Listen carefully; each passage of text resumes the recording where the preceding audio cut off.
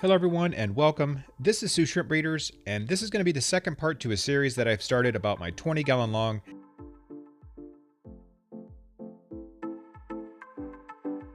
this is one of my most successful shrimp tanks, so if you're interested in seeing how I keep this tank, stick around.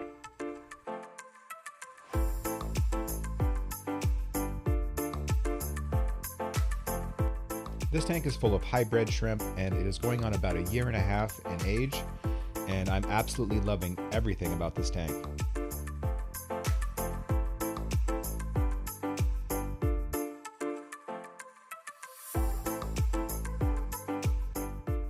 The filtration that I'm using for this tank are sponge filters.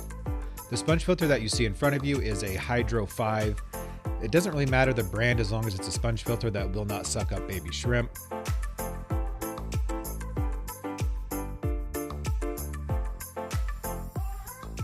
They do graze on it like this pretty much all the time.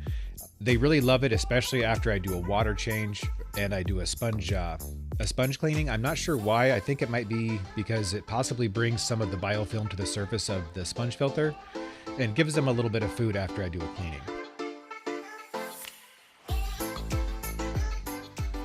I usually have about 2 of these per tank, no matter how big or small the tank is. Well, I guess besides my 10 gallons, I do only have 1 in there. I like to over-filter my tanks. But when it comes to shrimp, over-filtration is always better.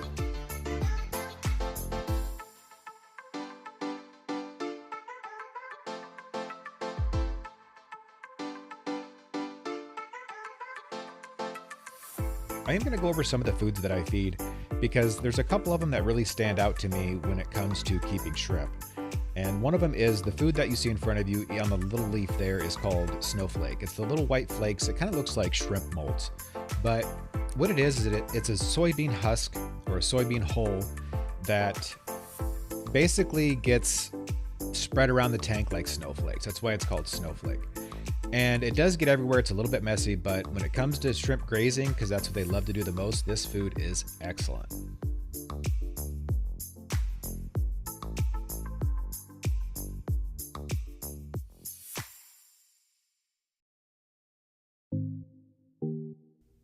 There are 2 other main foods that I feed, and one of them is my homemade shrimp food, which I am going to go over that in another video in the future. It's all it is a mixture of duckweed, water lettuce, some almond leaves, and I think a couple of guava leaves I put in this batch. There's a bunch of different things in there, and it changes from recipe to recipe, so it's really hard to have me do a video on random things that I throw in it, but they seem to love it. I think it's mostly the water lettuce and duckweed that they love, but either way, it's a good shrimp food. And lastly, when it comes to food, is a powdered food. You can pick these foods up anywhere. They last a very long time. They're fairly inexpensive. I think I got a bottle for around $25, and it lasts me with all of these tanks anywhere from 2 months to 3 months.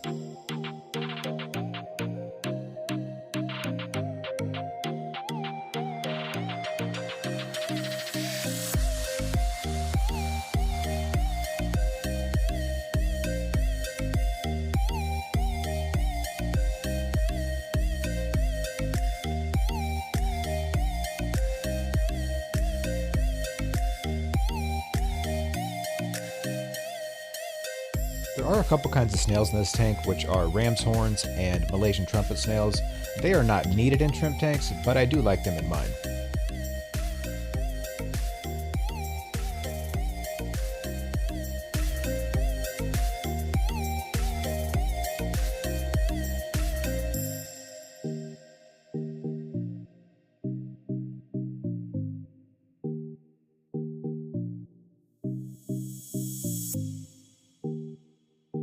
This is an LED light made by Nikru. I got this off of Amazon a long time ago. This tank was originally on compact fluorescent bulbs, which I use throughout my entire shrimp room. This one is the only one that I use LED on. It does work okay.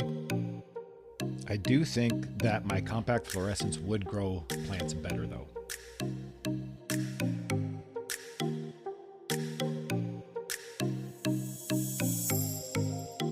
usually do about a 10 to 20% water change a week on this tank. It used to be once a month, but I found that I've had better breeding and success in this tank when I do it once a week.